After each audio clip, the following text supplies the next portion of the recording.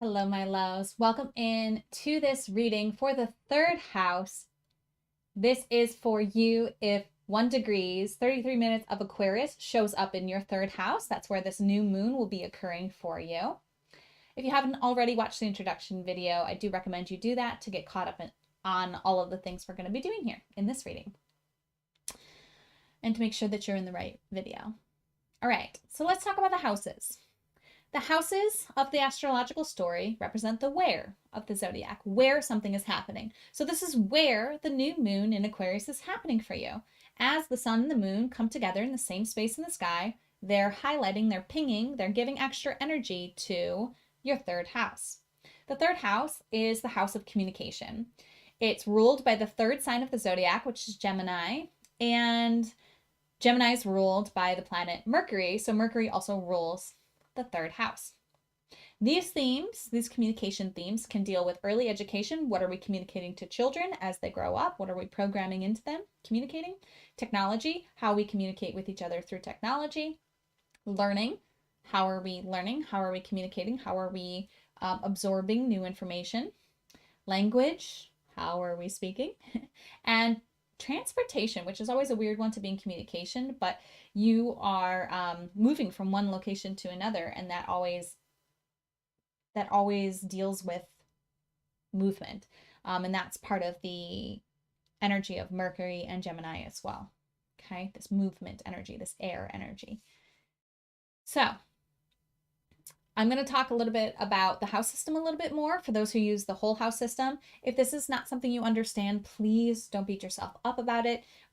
It's not necessary that you understand what I'm about to say, but I do want to give a little bit more information for those who are ready to dive deeper. If you're not that person, please just be gentle and understanding with yourself. It may click and make sense later. Okay. If you're using the whole house system, the third house, being in the sign of Aquarius, should mean that your ascending sign is Sagittarius, okay? Because the ascending signs are what set the houses.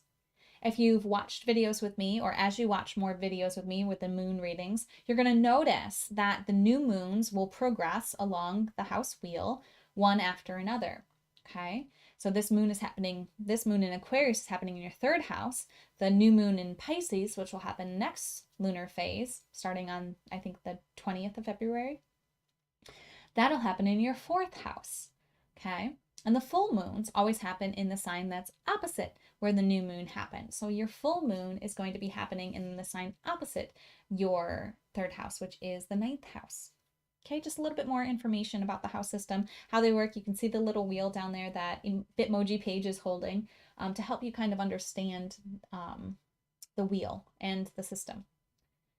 So as we focus on this new moon in Aquarius and the new rebellion, the new against the grain thought, action, change that you're going to be making, you're going to be making it within this realm. You're going to change how you're communicating to others, how you communicate to yourself. You're going to go learn something that might be rebellious, consider rebellious to other.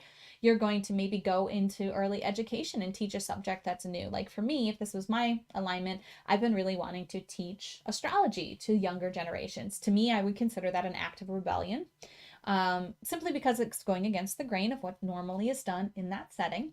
And if this was my alignment, which it's not, I could move forward with that desire, that energy. I could start looking at places that may be open to me, probably more homeschool environments than public school environments, but who knows? And I would start looking into that. And then I'd let the goddess card coming through guide me through that. Okay. So whatever it is, make sure you pick something. Maybe there's a new place you want to travel to. Okay. Or a new technology you want to develop that's going to be revolutionary and original and goes against kind of what we're already doing. Okay. Something like that. Go ahead, take some time to find this.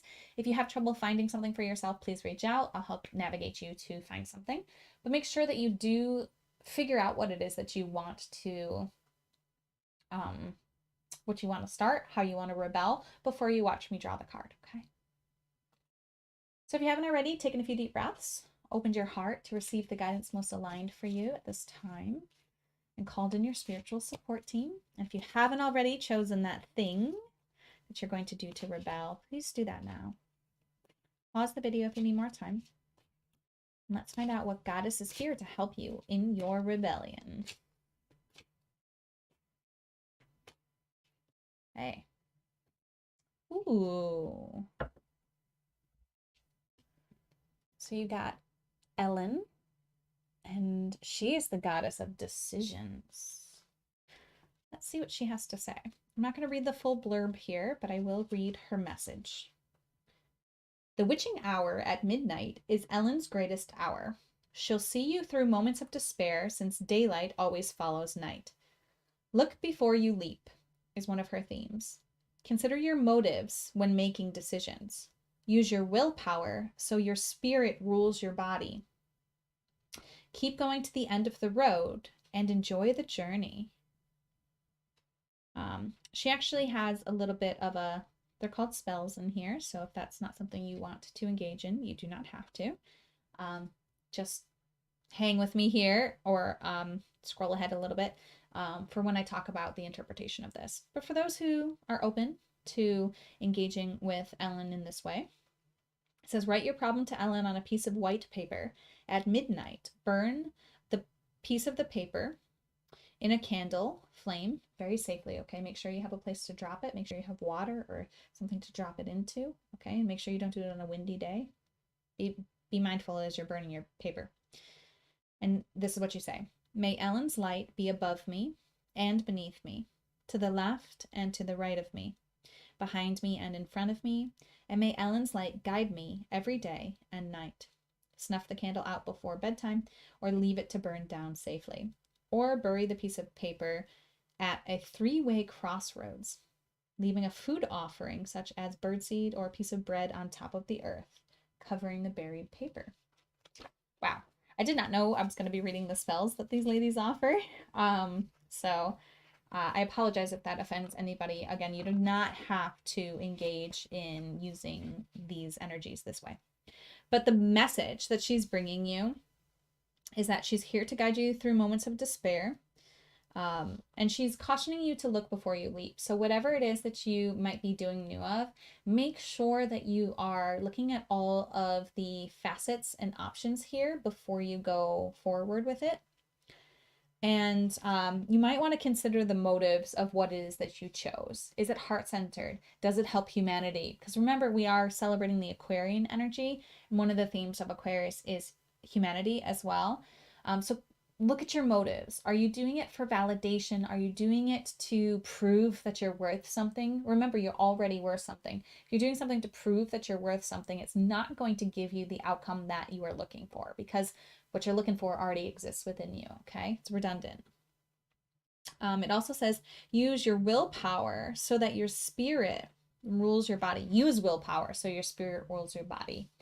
So as you're moving forward with this rebellious act in the realm of communication, and again, rebellious, loving, supportive, doesn't have to be violent, and I don't encourage violence. But again, every person has their own path. Use willpower so that your spirit rules your body. So again, checking in with your motivation. Is this spirit oriented? Is this soul driven? Or is it body driven? And if it's body driven, I would say pick another thing and let Ellen guide you there. Okay.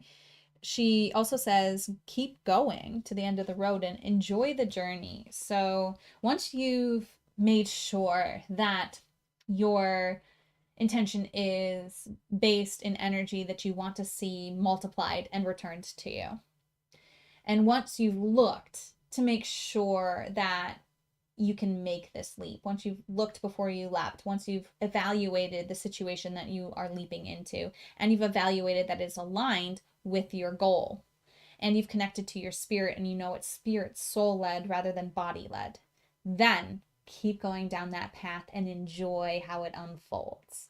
Okay? That's your advice from Ellen. She is the goddess of decisions. She's going to help you navigate this path and light the darkness for you so that you can see, even in the darkness, how to return to the light. Okay? Let me know if you have questions. Let me know how this resonates. Enjoy your new moon, and as always, Namaste. The universal light within me salutes and honors that universal light within you. Namaste.